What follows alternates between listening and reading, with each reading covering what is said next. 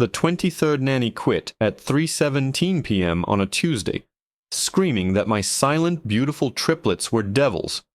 I was starting to believe her. The 23rd nanny quit at 3:17 p.m. on a Tuesday. I remember the exact time because I was on a video call with our Tokyo office, trying to close a deal worth more than my house, when the screaming started. It wasn't the children screaming. That I was used to. This was the high-pitched, ragged shriek of an adult who has seen something that has broken their perception of reality. I slammed my laptop shut, muttering apologies, and sprinted down the marble hallway towards the playroom. I found Maria, a sturdy woman with 20 years of childcare experience, cowering in the corner, her face sheet white. My 3 5-year-olds, Leo, Finn, and Chloe, stood in the center of the room, perfectly still, perfectly silent. They stood in a tight triangle, holding hands, their identical blue eyes fixed on her. The air in the room was cold, electric. "They're devils," Maria whispered, her voice trembling so hard her teeth chattered. She pointed a shaking finger at them. "Devils in the flesh." On the floor between her and the triplets lay the shattered remains of a heavy porcelain vase that had been on a high, sturdy mantelpiece. There was no conceivable way they could have reached it. I'd made sure of that. It flew, she stammered. It flew across the room and exploded. They just stared.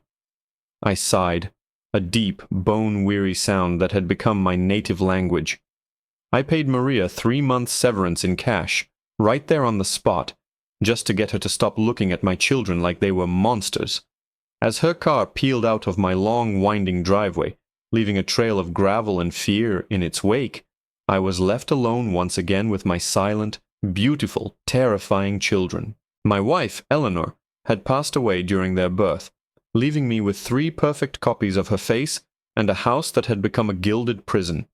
We had money, yes, a sprawling estate, every toy a child could dream of. But we had no peace. We had no normalcy. The agencies had started calling them the silent storm. Leo, the oldest by 7 minutes, was the anchor. He was watchful, intense, and never ever smiled. Finn was the physical one. If something was going to be climbed, broken, or thrown, he was the catalyst. And Chloe, my sweet Chloe, was the quietest of all. She would hum, a low, continuous, and deeply unsettling tune that seemed to vibrate through the very walls of the house. They never spoke a single word. Not Dada, not Mama, nothing. They communicated with each other through a complex series of glances, subtle gestures, and a shared, unnerving stillness that could descend upon a room without warning. They were a single entity in 3 bodies, and they had driven 23 trained professionals from my home. The stories the nannies told were always dismissed as exaggeration, or outright lies, born of the stress of handling 3 difficult children. Nanny number 9, a sweet girl fresh out of college, swore she saw the old rocking horse in the nursery moving violently back and forth on its own while the children sat across the room, watching it. Nanny 17 called me at work, hysterical, claiming she had walked into the kitchen to find every single knife from the block arranged in a perfect gleaming circle on the floor, points facing inward, with the triplets sitting calmly in the middle of it. By the time I got home, the knives were back in the block, and the kids were finger painting. I put it down to a stress-induced hallucination. I had to. The alternative was too terrifying to contemplate. After Maria left, I knew I was done. The last agency I'd called had politely but firmly told me they had no one else to send. I was blacklisted. The whispers had grown too loud. I was a single father, trying to run a global corporation, and I was failing at the one job that truly mattered. I sat in my cavernous study that night, the silence of the mansion pressing in on me, and made a decision. No more nannies, no more childcare specialists or child psychologists. I would hire a live-in housekeeper, someone to manage the house, to handle the laundry and the meals, to simply be another adult presence in the oppressive quiet. I wouldn't even ask her to mind the children directly. I just needed help holding the chaos at bay. Her name was Elara. She was older than the nannies I usually hired, perhaps in her late 50s, with kind eyes etched with wrinkles and hands that looked strong and capable. Her references were impeccable, but she came from a small, local agency, not one of the elite national services I was used to. There was a calmness about her that was immediately disarming. During the interview, I laid it all out. "My children are challenging," I said, the understatement of the century. "They don't speak. They can be destructive. Your duties would be strictly domestic. I just need someone who won't be easily rattled." Elara simply nodded, her gaze drifting towards the doorway of the living room, where Leo, Finn, and Chloe had silently appeared. They stood in their usual triangle formation, their eyes fixed on her. Most people recoiled. They would offer a nervous smile or a wave, which the children would ignore, amplifying the awkwardness. Elara did neither. She just looked back, a flicker of something unreadable, not fear, not pity, but curiosity in her expression. "A quiet house is not always a peaceful one," she said, her voice soft but clear. She took the job. Her first week was unnervingly calm. The house was cleaner than it had been in years. The humming from Chloe seemed to lessen. The triplets still watched Elara, tracking her every move as she dusted and polished, but the destructive energy that usually vibrated around them seemed to have subsided. I allowed myself a sliver of hope. Maybe this was the answer. Maybe all they needed was a different kind of presence, a quiet anchor in their chaotic world. On her 8th day, I was working from my home office when I heard a sound that made the blood freeze in my veins. It was the rhythmic, frantic creaking of the old rocking horse in the nursery, the one from Nanny No. 9's terrified story. It was getting faster and faster, the wooden runners slamming against the floorboards with a violent intensity. I bolted from my chair and ran to the nursery, my heart pounding with a familiar dread. The scene that greeted me was worse than I could have imagined. The rocking horse was thrashing back and forth like a wild animal, its painted eyes seeming to bulge with a life of their own. My children were huddled together against the far wall, their small bodies rigid with tension, their identical eyes wide with what I could only describe as terror. And standing between them and the possessed toy was Elara. She wasn't screaming. She was just watching it. Her brow furrowed in concentration. She turned as I entered, her face pale but her expression steady. I opened my mouth to shout, to ask what was happening, but she spoke first, her voice low and urgent, cutting through the noise. "Sir," she said, her eyes never leaving the demonic rocking horse, "they are not the ones making it rock. They are trying to make it stop." My mind struggled to process her words over the violent crashing of the rocking horse. "Stop it?" I choked out, taking a step forward. "They're 5 years old. What do you mean they're trying to stop it?" The horse slammed forward with such force that one of its wooden runners cracked with a sound like a gunshot. The triplets flinched in unison, a tiny collective gasp of effort escaping their lips. Chloe's low hum had changed, rising in pitch and intensity, vibrating in my teeth. Leo, my little anchor, had his eyes squeezed shut, his face contorted in concentration. Finn had his small hands balled into fists, his knuckles white. They weren't making a mess. They weren't having a tantrum. They were fighting. "Don't get closer," Elara commanded, her voice sharp, never taking her eyes off the possessed toy. "You'll break their focus. They're connected. Just watch." I was frozen, torn between the paternal instinct to snatch my children away and the paralyzing awe of what I was witnessing. Elara began to speak, not to me, but to them. Her voice was a low, soothing murmur, like a chant. "It's all right, little ones. You are strong. Stronger than the echoes in these walls. Breathe. Push it back. You are the masters of this house, not the memories." As she spoke, the chaotic energy in the room seemed to shift. The rocking horse's frantic movements became jerky, stuttering. It bucked one last time, lifting clean off the floor for a heart-stopping second, before crashing down with a final, shuddering thud. Then, silence. A silence so profound it was louder than the noise that had preceded it. The horse was still. The air grew warmer, and my 3 children collapsed onto the floor in a heap, their bodies limp with exhaustion. Before I could even move, Elara was there, scooping them up. She didn't struggle with their weight. She gathered them like a hen gathering her chicks, and they went to her. their small heads resting on her shoulders and in the crook of her arm. They didn't look at me. They clung to her, the protector who understood. I had never felt so much a stranger in my own home, to my own flesh and blood. Later that evening, after she'd put the sleeping triplets to bed, Elara found me in my study. I was pouring a drink with a hand that still wasn't quite steady. "The Nannies weren't lying," I said, my voice hoarse. It wasn't a question. "No," she replied softly, standing by the door. "They were just telling a story they didn't understand." She told me she had grown up in a family where people were sensitive. She chose her words carefully, speaking of energy, of places holding on to strong emotions like a recording, and of children, especially multiples, being like tuning forks, resonating with things the rest of us can't perceive. "They aren't devils, sir. They are gifted. And they are terrified." She explained that their silence wasn't a disability. It was a shield. Speaking would require a different kind of focus, a focus they couldn't spare because all their energy was spent holding back the noise. The destructive outbursts? Those were the moments their shields failed, when the energy they were trying to suppress would lash out, using them as a conduit. The knives in the kitchen weren't a threat. They were a hastily constructed cage of iron to trap something only they could see. The broken vase wasn't thrown by them. It was thrown at them. My entire world tilted on its axis. Every memory, every panicked phone call, every terrified Nanny's face replayed in my mind, but now through this new, insane, impossible lens. The wild triplets weren't wild. They were soldiers in a war I hadn't even known was being waged, right under my own roof. For the next few days I watched them. I really watched them for the first time. I saw how Leo would subtly position himself between his siblings and a certain shadowy corner of the library.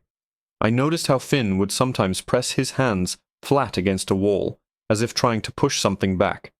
And I heard the nuances in Chloe's hum, how it would become dissonant and agitated whenever I walked near the locked door to the master suite, the room I had shared with Eleanor, a room I hadn't entered since she died. Feeling a sliver of courage I hadn't possessed in 5 years, I unlocked that door. The room was just as we'd left it, covered in a thin film of dust. On her nightstand was her silver jewelry box, the one with the tiny ballerina that played a delicate, tinkling version of Clair de Lune, when opened. My heart ached as I lifted the lid. The sweet, sad melody filled the stale air. I closed it quickly, the grief too sharp, and retreated from the room, locking it behind me. That night I was jolted awake by a sound. It was faint at first, but unmistakable. It was music. It was Clair de Lune, drifting up from downstairs. A cold dread, colder than anything I'd felt before, washed over me. I crept out of my room and down the grand staircase. The music was coming from the center of the dark living room. There on the mahogany coffee table sat Eleanor's silver jewelry box. It was open. The tiny ballerina was spinning, and standing around the table, in their familiar triangle, were my children. But this time their posture wasn't one of concentration. It was one of pure, abject fear. The air was glacial, raising goosebumps on my arms. This feeling was different. It wasn't just a chaotic memory. It felt personal. It felt angry. As I took a step into the room, Chloe, my silent, humming Chloe, turned her head. Her blue eyes, identical to her mother's, were wide and filled with a terror that ripped my soul in two. She looked directly at me, and for the first time in her 5 years of life she spoke. Her voice was a tiny, perfect, horrifying whisper. "She doesn't like us here." The 2 words hit me with the force of a physical blow. She doesn't like us here. It wasn't just that Chloe had spoken. It was the chilling simplicity of the statement, the tiny voice delivering a verdict from a world I couldn't see. The music from the jewelry box tinkled on, a grotesque counterpoint to the suffocating cold in the room. I looked from my daughter's terrified face to the spinning ballerina, and then to the empty space all 3 of my children were staring at. A space right behind me. A wave of ice cascaded down my spine. I didn't dare turn around. "Who, Chloe?" I whispered, my voice cracking. "Who doesn't like you here?" Before she could answer, the lid of the jewelry box slammed shut with a crack that echoed in the cavernous room. The music died instantly. In the ensuing silence, the children broke. Leo let out a sob, a raw, wrenching sound I'd never heard from him, and buried his face in Finn's shoulder. Finn, ever the physical one, stood his ground, but his small body was trembling violently. They were still staring at that spot just behind me.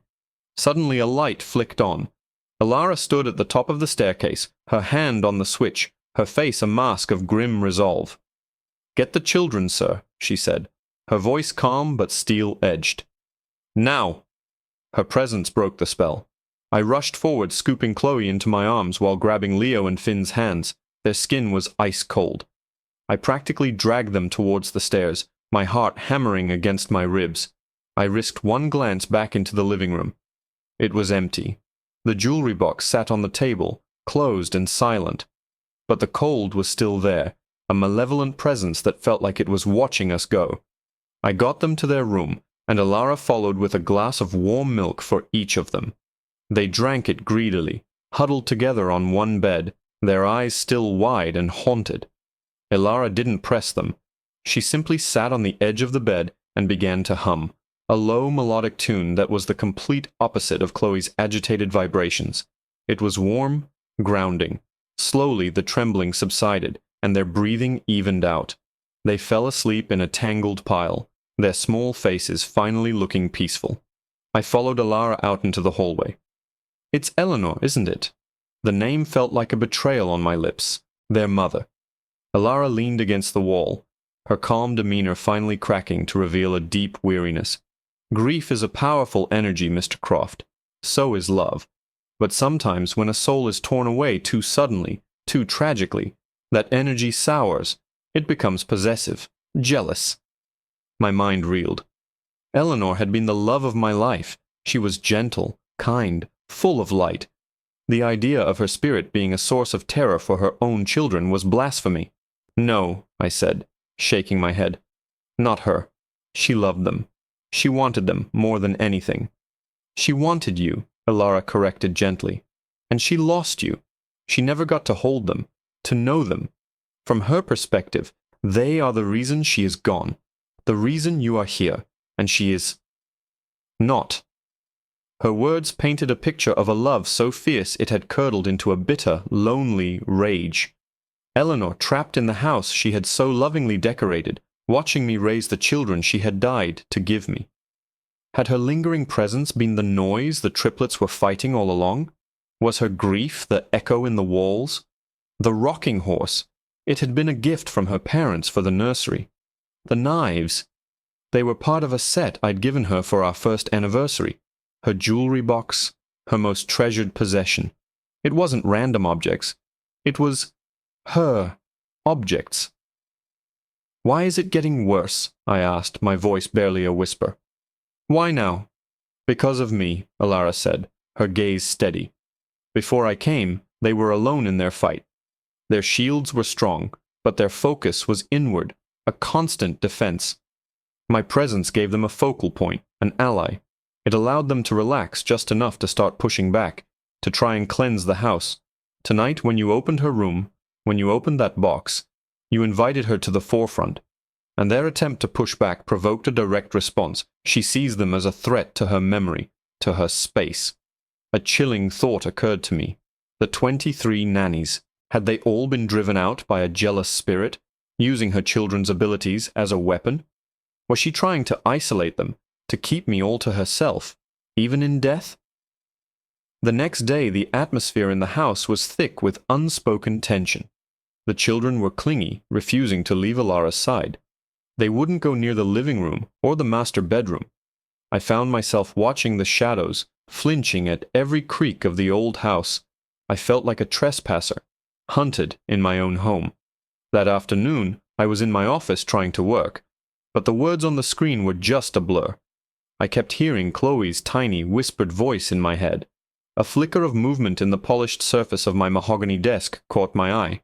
It was a reflection. A faint, distorted reflection of the doorway behind me. In the reflection, a woman was standing there. She was tall and slender, with long, dark hair, wearing a flowing white dress. I couldn't see her face clearly, but I didn't need to. I knew that dress. It was the one Eleanor had worn on our last anniversary dinner. My blood ran cold. I squeezed my eyes shut, telling myself it was a trick of the light, a figment of my grief-stricken, sleep-deprived imagination. I counted to 5, took a deep breath, and slowly opened them again. The reflection was gone. I let out a shaky sigh of relief. It was nothing, just my mind playing tricks on me. I swiveled my chair around just to be sure, to prove to myself that the doorway was empty. But it wasn't. Standing in the hall, not as a reflection, but as a solid, shimmering form, was my wife. And she was smiling. It wasn't the warm, loving smile I remembered. This was a thin, tight, possessive smile. Her eyes, the same blue as our children's, were fixed on me, and they were filled with a cold, terrifying rage. She lifted a hand, her form flickering like a faulty projection, and pointed a single accusatory finger. Not at me, but at the framed photograph on my desk, the only one I had. It was a picture of me, smiling, holding Leo, Finn, and Chloe in my arms. The sight of her, so real and yet so horrifyingly wrong, shattered the last of my denial. This wasn't just energy or an echo. This was Eleanor, or at least the ghost of her, twisted by grief and anger. The air crackled, and the framed photo on my desk began to vibrate, its silver edges humming against the wood. Her smile widened as she saw the terror in my eyes. This was what she wanted, to reclaim me, to erase the children she blamed for her absence. A child's whimper from the hallway broke the terrifying tableau. Leo, Finn, and Chloe stood there, hand in hand, with Alara just behind them, her face pale but resolute. They had seen her too. Eleanor's form flickered violently, her rage now directed at them. "Mine!" The word slithered through the air, not as a sound, but as a thought, a feeling of cold, venomous possession that invaded my mind. The photograph on my desk flew upwards, hovering for a moment before hurtling towards the children, but it never reached them. Before I could even react, Alara stepped forward, placing herself directly in the photo's path. "No," she said, her voice ringing with an authority that seemed to shake the very foundations of the room. The photo stopped dead in mid-air, a foot from her face, and dropped to the carpet with a harmless thud. Eleanor's apparition shrieked, a silent psychic scream of pure fury that made the lights flicker and the windows rattle in their frames. She lunged, not at Alara, but through her, aiming for the children. At that moment, something inside me broke. The fear, the grief, the 5 years of confusion and helplessness coalesced into a single, roaring wave of protective instinct. "Eleanor, stop!" I roared, my voice raw with anguish. I ran and stood between her and our children, my arms spread wide. "They are not the enemy. They are our children. They are a part of you." Her shimmering form halted, her face contorting. The cold rage in her eyes was now mixed with a profound, soul-deep confusion. The triplets, sensing the shift, did something I had never seen before. They let go of each other's hands. They took a hesitant step forward, no longer a defensive triangle, but 3 small, separate individuals. And Leo, my stoic, silent Leo, reached out a tentative hand. He didn't try to touch her. He just held it out, an offering. Finn then pointed a small finger, not at the ghost of his mother, but at me, and then at himself and his siblings. Chloe, my sweet Chloe, looked up at the ghostly image of the woman whose face she shared, and her humming started again. But this time, it wasn't the agitated, defensive vibration. It was a soft, pure, melodic sound. It was the tune of Claire de Lune from the jewelry box. It was her mother's favorite song. It was a language beyond words. With their simple gestures, they were telling her their story. "He is our father. We are his children. You are our mother. We are a family." The rage in Eleanor's eyes began to recede, replaced by a wave of sorrow so immense it was a physical force, washing over the room. Her form began to lose its sharp, angry edges, softening into the woman I remembered. The white dress seemed less like a shroud, and more like the gown she had loved. Her gaze shifted from the children to me, and for the first time I saw not a monster, but my wife, lost and in pain. Tears I didn't know I had streamed down my face. "I miss you," I whispered, the words I had kept locked away for 5 long years.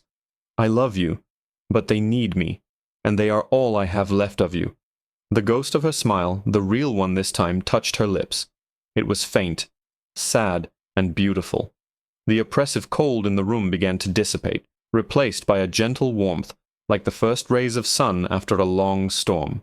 She looked at our children, one by one, her spectral eyes filled with a dawning recognition, a flicker of maternal love finally breaking through the possessive grief. She raised a translucent hand and almost touched Chloe's cheek. Then she began to fade, not violently, but gently, like smoke caught in a sunbeam, until she was gone. The silence that followed was different. It wasn't empty or oppressive. It was peaceful. The house felt quiet for the first time. Truly quiet. I knelt, and for the first time, my children came to me, not out of fear, but for comfort. They wrapped their small arms around my neck, and I held them, my 3 impossible, incredible children, and wept. From that day on, everything changed. The destructive outbursts stopped. The humming became singing. And one evening, a few weeks later, as I was tucking Finn into bed, he looked up at me and said, clear as a bell, "Good night, Dada." Soon, Leo and Chloe followed. The words came in a torrent, as if a dam had finally broken. They had been there all along, just waiting for the storm to pass. Ilara stayed with us, not as a housekeeper, but as a part of our strange new family. She taught them and me about their gift, how to shield themselves, how to ground the energies around them, how to understand the world they perceived so differently. They weren't cursed, they were protectors. Their silence had been their armor and their bond, their strength. The house on the hill was no longer a prison. It was a home filled with laughter and chatter, and the occasional hum of a happy little girl singing her mother's favorite song. Eleanor never appeared again, but her presence remained, not as a cold spectre in the halls, but in the brilliant blue of her children's eyes, and the fierce protective love that had finally set her, and all of us, free.